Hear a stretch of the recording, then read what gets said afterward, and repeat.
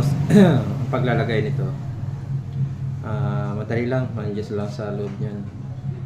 Madali lang ilagay yung SIM card dyan. Basta na lang yun ilalagay dyan. Tapos pag mag-register kayo nito, ayan, sa login mamaya ano ko sa inyo. Yan, login. Yan mga boss, ayan, yeah, pag sa account yan ang ilalagay nyo yung number doon sa GPS. May kadugsong yan binawasan ko lang para hindi siya buong buo. Tapos ang password nya 1234 lang, 123456. Huwag nyo nang baguhin para mas okay. Yan, tapos ilalagin nyo lang siya. Tapos pag nalagin nyo,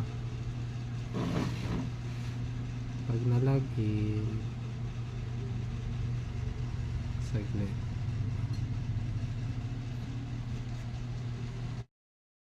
pag nalagin nyo na, yan ang lalabas doon.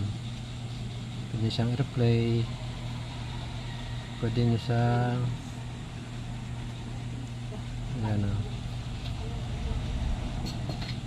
position, malaman nyo kung nasa nakapwesto yung motor nyo. Ayan yun. Tapos yung green, itong green dito yan i-connecta sa sa ground, sa negative. Ito kasi may pinaglagyan na siya, doon na siya nakakonect sa isang hindi ko na kinalkal, kaya basta nasa ground yan, nasa negative yan nakalagay, nandun yan sa ibang parts nakalagay. Basta pa kayo pag ilagay nyo dito nyo sa itap, sa negative talaga yan doon.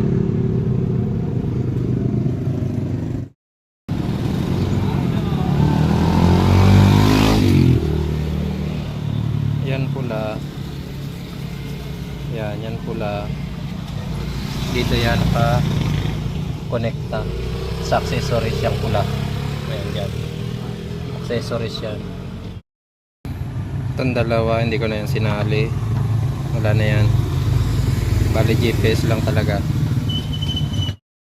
Testingin natin, testing. Yeah, mag-testing tayo ng Sinotrack. Natin katatakbo. Tingnan natin kung tatakbo.